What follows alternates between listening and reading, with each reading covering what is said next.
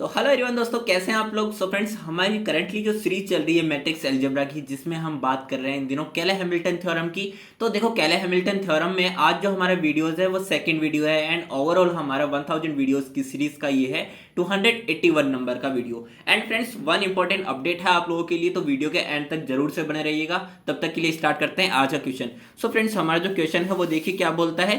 Evaluate A inverse by केले Hamilton theorem, जहां पे मेरे पास में ए एक मैट्रिक्स दे दी गई है जो ओके। अब फर्स्ट ऑफ ऑल तो आप केले हैमिल्टन थ्योरम का जो हमारा स्टेटमेंट है वो देख लीजिए। वो क्या बोलता है, every square matrix satisfies it's on characteristic equation. पहला टर्म क्या आया, यहां पे आया है square matrix. So square matrix क्या होती है, जहां पे हमारे पास में कोई भी एक मैट्रिक्स है, उसका ऑर्डर यानी कि m क्रॉस n में m is equals to n हो जाए, यानी कि number of rows is equals to number of columns हो जाए। तो यहाँ पे ऑलरेडी इक्वल हो रहा है, 3 क्रॉस 3 है हमारे पास। It means Cayley Hamilton theorem की first eligibility criteria to be a square matrix वो हमारा फुलफिल हो गया है। एंड सेकेंड, अब यहाँ पे जो दूसरा टर्म आया है वो आया है कैरेक्टरिस्टिक इक्वेशन। सो इन दोनों टर्म्स के अलावा इसके बारे में जो भी कहा गया है, एक बार के लिए उसको दरकिनार करके हम फोकस करते हैं कैरेक्टरिस्टिक इक्वेशन पे। ओके, सो देखो इसके लिए भी मैं बताऊंगा। पहले हम बात करते हैं स्टेप 1 में। स्टेप 1 में यहाँ पे मैं 3 स्टेप के अंदर इस क्वेश्चन को सॉल्व करने वाला हूँ, ठीक है। सो देखो यहाँ पे स्टेप 1 मैंने कहा है equate characteristic matrix in determinant form to 0। यहाँ पे मुझे कैरेक्टरिस्टिक मैट्रिक्स एक दूसरा टर्म मिला। तो देखो कैरेक्टरिस्टिक मैट्रिक्स क्या होती है ना, कि हमारे पास में जो ए मैट्रिक्स गिवन है उसमें से माइनस लैम्डा आई जब हम करेंगे तो जो हमें मैट्रिक्स मिलेगी वो हमारे पास होगी कैरेक्टरिस्टिक मैट्रिक्स। यानी कि यहाँ पे लैम्डा मेरे पास क्या है, स्केलर क्वांटिटी। एंड जो आइडेंटिटी मैट्रिक्स है इसका जो ऑर्डर होगा वो सेम ऑर्डर होगा जो हमारे पास ए मैट्रिक्स का होगा। क्योंकि आप मैट्रिक्स अलजेब्रा पढ़ रहे हो तो आपको इतना सा बेसिक्स तो क्लियर होना चाहिए कि जब भाई हम एडिशन की बात करते हैं या फिर सब्ट्रैक्शन की बात करते हैं, किन्हीं भी दो मैट्रिक्स में तभी अप्लाई हो पाएगा ना जब उनका ऑर्डर सेम होगा, ठीक है। तो देखो a minus lambda I in determinant form, a minus lambda I क्या था, कैरेक्टरिस्टिक मैट्रिक्स। तो characteristic matrix in determinant form is equals to 0। तो मेरे पास में ये आ गई है फर्स्ट स्टेप कंप्लीट। अब इसमें a माइनस लेमडा आई की वैल्यूज रख के प्रोसीड करते हैं। तो मैंने a मैट्रिक्स को लिख दिया है इन डिटर्मिनेंट फॉर्म माइनस लेमडा आई 3 क्रॉस 3 की identity matrix and multiplied by lambda जो कि मेरे पास क्या है, स्केलर क्वांटिटी। तो यहाँ पे स्केलर मल्टीप्लिकेशन होगा एंड स्केलर मल्टीप्लिकेशन किससे हो रहा है, आइडेंटिटी मैट्रिक्स से। तो यहाँ पे ओनली डायगोनल एलिमेंट से मेरे पास, तो डायगोनल एलिमेंट से ही मल्टीप्लाई होगा लैम्डा मेरे पास, ठीक है। तो यहाँ पे आ जाएगा lambda lambda and lambda. It means जब हम सब्ट्रैक्शन करेंगे तो वो सब्ट्रैक्शन भी कहाँ होगा, ओनली डायगोनल एलिमेंट्स के साथ, क्योंकि बाकी सब तो 0 है। तो यहाँ पे 0 minus lambda, it means minus lambda and then again 1 minus lambda आ जाएगा एंड 4 माइनस लैम्डा। बाकी के elements as it is in determinant form is equals to 0। अब हमें इसकी डिटरमिनेंट वैल्यू फाइंड आउट करना है। सो डिटरमिनेंट वैल्यू फाइंड आउट करने के लिए हमें उस रो को चूज करना है जिसमें यहाँ पे मैक्सिमम नंबर ऑफ जीरोज है। तो मैं फर्स्ट रो को देखूँ तो इसी में मेरे पास में मैक्सिमम नंबर ऑफ जीरोज है, या फिर कह लो आप थर्ड कॉलम को लेकर भी हम कर सकते हैं, पर मैं फर्स्ट रो को लेकर कर रहा हूँ, ठीक है। सो यहाँ पे देखो माइनस लैम्डा।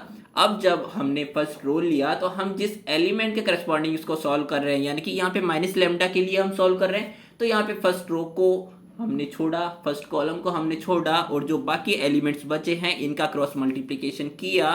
देन यहाँ पे -0। अब -0 की करस्पॉन्डिंग रो एंड कॉलम छोड़ने के बाद जो भी बचेगा वो इसके अंदर आ जाएगा। पर मैटर क्या करता है कि 0 से मल्टीप्लाई हो रहा है तो चाहे अंदर जो भी हो वो तो 0 ही होना है, ठीक है। तो लिख के भी क्या मतलब, प्लस में 1। अब करस्पॉन्डिंग रो एंड कॉलम को हमने छोड़ा, अब इनको मल्टीप्लाई किया आपस में, क्रॉस मल्टीप्लाई को 3 माइनस में माइनस का 2 multiplied by 1 minus lambda is equals to 0। अब देखो जब मैंने इस पूरे को सिंप्लीफाई करके सॉल्व करना है तो मेरे पास में आएगा लैम्डा क्यूब माइनस में 5 लैम्डा स्क्वायर प्लस में 6 lambda minus 5 is equals to 0। ये मेरे पास में क्या आया, कैरेक्टरिस्टिक इक्वेशन। इसको अगर मैं छुपा लूं तो ये मेरे पास में क्या आ गया, कैरेक्टरिस्टिक पॉलिनोमियल। बट जब मैंने इक्वेट कर दिया 0 के तो ये क्या हो गया, कैरेक्टरिस्टिक इक्वेशन, ठीक है। सो चलिए अब बात करते हैं सेकंड स्टेप की। सो देखो जो सेकंड स्टेप है उसमें हमें क्या करना है, characteristic equation satisfies bye its square matrix. क्या कहा था इन्होंने स्टेटमेंट में केली हैमिल्टन थ्योरम के, कि जो भी कैरेक्टरिस्टिक इक्वेशन आएगी मेरे पास में वो इसकी स्क्वायर मैट्रिक्स जो है उसको सेटिस्फाई करनी चाहिए, ठीक है।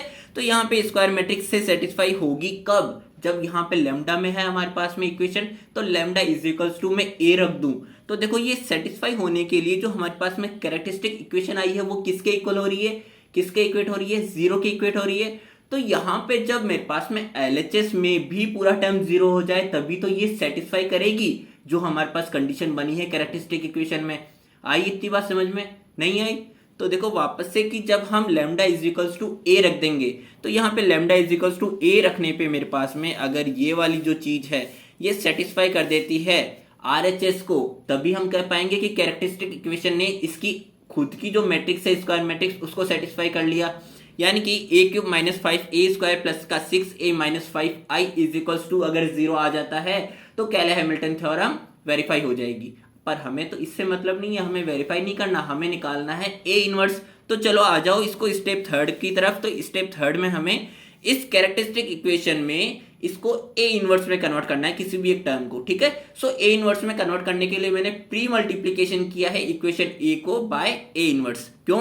क्योंकि देखिए जब मेरे पास में ए इनवर्स से मल्टीप्लाई होगा a³ a² एंड a, तो यहाँ पे a इंटू ए इनवर्स हमारे पास में क्या होता है, आई होता है, आइडेंटिटी मैट्रिक्स होता है। तो ये आई हो गया, ये वाला आई हो गया, ये वाला आई हो गया, ठीक है। बट ये वाला आई यहाँ पे नहीं है, यहाँ पे मेरे पास में ए इनवर्स का जो टर्म है वो बच गया और हमें क्या चाहिए था, ए इनवर्स चाहिए था। तो हम जो भी बचा हुआ इस साइड का टर्म है, इधर का जितना भी मटेरियल बचा है उसको हम भेज देते हैं इधर, ठीक है, RHS में। तब हमारे पास में क्या आ जाएगा, रिजल्टेंट ए इनवर्स आ जाएगा ना।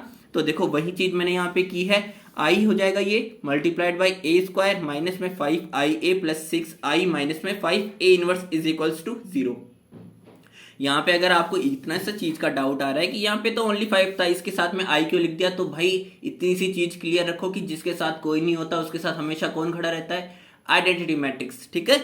सो देखो अब यहाँ पे जब हम इसको सिंप्लीफाई करेंगे आई तो जिससे भी मल्टीप्लाई होगा ये a² ही रह जाएगा, ये a ही रह जाएगा, यहाँ पे 6i ही रह जाएगा। तो यहाँ पे a इनवर्स मेरे पास में आ जाएगा a² 5 माइनस में 5/5a प्लस में 6/5i, ठीक है। सो यहाँ से मुझे फर्स्ट ऑफ ऑल तो a² की वैल्यू फाइंड आउट करनी है। तो देखो a हमारे पास गिवन है, a² हम निकाल लेंगे किन्हीं भी दो मैट्रिक्स के मल्टीप्लाइड। कैसे करते हैं हम कि यहाँ पे अगर मुझे इस एलिमेंट के लिए निकालना है, इस वाले एलिमेंट में a² के लिए, तो हमें फर्स्ट रो को फर्स्ट कॉलम के साथ में मल्टीप्लाई करना पड़ेगा। तो देखो फर्स्ट रो को फर्स्ट कॉलम के साथ जब मैं मल्टीप्लाई करूंगा तो यहाँ पे इतनी सी चीज देखो कि ये दोनों एलिमेंट मेरे पास जीरो है, तो ये तो इन दोनों को जीरो कर देगा। मुझे वैल्यू कहाँ से मिलने वाली है, जो हमारा थर्ड एलिमेंट है इनके मल्टीप्लीकेशन से, तो 1 मल्टीप्लाइड बाई -2, तो यहाँ से मेरे पास में -2 आ जाएगा। एंड एज इट इज जब हम सेकंड एलिमेंट के लिए प्रोसीड करेंगे, फर्स्ट रो के सेकंड एलिमेंट के लिए यानी कि a1 2 के लिए जब हम प्रोसीड करेंगे तो यहाँ पे फर्स्ट रो सेकंड कॉलम के साथ मल्टीप्लाई होगा। तो यहाँ पे फर्स्ट रो सेकंड कॉलम के साथ मल्टीप्लाई होगा तो अगेन जो मेरे जो स्टार्टिंग के दो एलिमेंट्स जीरो है, ये दोनों एलिमेंट्स तो इनको भी जीरो कर देंगे। तो मेरी जो वैल्यू आएगी वो किससे आएगी, थर्ड एलिमेंट से आएगी। तो again 1 multiplied by 1 as it is third a13 के लिए मेरे पास में अगेन यहाँ पे इससे आएगी यानी कि 1 multiplied by 4 as it is. हमें जब सेकंड रो में आ जाना है तो सेकंड रो में हमें फर्स्ट एलिमेंट यानी कि a21 की वैल्यू किस तरह से निकालनी है, second row multiplied by first column, यानी कि यहाँ पे इसको इससे मल्टीप्लाई करेंगे तो मेरे पास में आ जाएगा 3 मल्टीप्लाइड बाई 0 तो 0 एंड 1 मल्टीप्लाइड बाई 1, ठीक है। सो यहाँ से देखिए ये 1 मल्टीप्लाइड बाई 3 है यहाँ पे, तो यहाँ से मेरे पास ओनली ये वाली वैल्यू आएगी क्योंकि ये तो 0 है तो ये इसको भी 0 बना देगा। एज इट इज हम इन सभी एलिमेंट्स के लिए जब वैल्यू निकाल लेंगे तो मेरे पास में फाइनली a² निकल के आ जाएगा -2 1 4 3 1 एंड 3 एंड -5 5 एंड 14, ठीक है। सो मेरे पास a आ चुका है, a² आ चुका है, a तो ऑलरेडी गिवन था क्वेश्चन में। तो अब हम फाइनली a इनवर्स की वैल्यू को फाइंड आउट कर सकते हैं ना। सो देखिए हमारा जो लास्ट स्टेप है इसमें हमने जब a इनवर्स ऑलरेडी निकाल लिया है तो हमें इस इक्वेशन में जो वैल्यूज इन्होंने मांगी है वो वैल्यू डिजायर्ड वैल्यू हमें यहाँ पे रख देनी है, यानी कि a² डिवाइडेड बाई 5।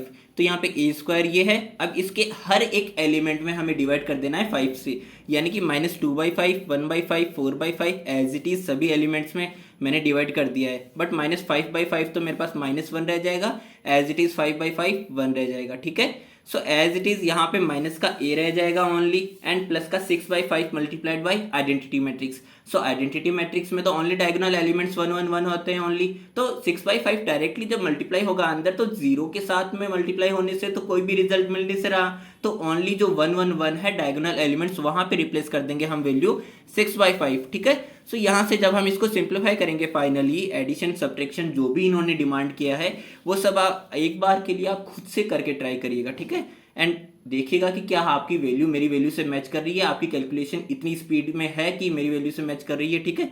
सो यहाँ से मेरे पास में फाइनली जो ए इनवर्स है इसकी वैल्यूज निकल के आ जाएगी 4/5, 1/5, -1/5 and as it is third column तक, थर्ड रो तक हमारे पास में जो वैल्यूज आ चुकी है इनमें मेरे पास में मैक्सिमम टर्म्स में डिनोमिनेटर का जो टर्म है वो 5 है। इट मीन्स मैं 5 जो है डिनोमिनेटर से कॉमन बाहर निकाल सकता हूँ। एंड जहाँ पे मेरे पास में कॉमन है नहीं डिनोमिनेटर में, वहाँ पे मुझे डिनोमिनेटर से 5 को कॉमन निकालने के लिए न्यूमरेटर एंड डिनोमिनेटर दोनों में मल्टीप्लाई करना पड़ेगा, किसका, 5 का। ये मैंने बात कही है A31 वाले एलिमेंट के लिए यानी कि 1 के लिए। तो यहाँ पे जब मैं 1 को मल्टीप्लाई करूंगा 5 से न्यूमरेटर एंड डिनोमिनेटर में, तो यहाँ से डिनोमिनेटर का जो 5 है वो तो एज इट इज कॉमन बाहर आ जाएगा मेरे पास, एंड ऊपर जो है 5 वो मेरे पास 5 यहाँ पे रह जाएगा, ठीक है। तो इन सभी से मैंने जब 5 को डिनोमिनेटर से बाहर निकाला तो मेरे पास में फाइनली जो ए इनवर्स की वैल्यू मुझे मिली है वो मिली है 1/5 and under bracket 4 1 -1 -12 2 3 and 5 0 0।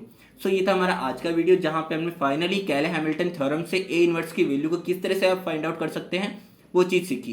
And आप लोगों के लिए मेरे पास जो इंपॉर्टेंट अपडेट है वो ये कि अब से हमारी जो भी वीडियो होगी उस वीडियो की नोट्स फॉर्म आपको मिल जाएगी। नोट्स में ओनली नोट्स यानी कि ओनली पेजेस की फोटो आपको मिल जाएगी। हमारा जो कम्युनिटी टैब है, हमारा कम्युनिटी जो आइकन है कम्युनिटी पोस्ट में आपको हर एक वीडियो के लिए पोस्ट मिल जाएगी, ठीक है। सो वहाँ से आपको अगर ओनली नोट्स से चाहिए काम, ठीक है, आपको अगर एक्सप्लेनेशन नहीं चाहिए, आप किसी एक पर्टिकुलर स्टेप में ही अटक रहे हैं तो वहाँ से आप हेल्प ले सकते हैं। सो मिलते हैं हमारे नेक्स्ट वीडियो में, तब तक के लिए अपना ध्यान रखिएगा।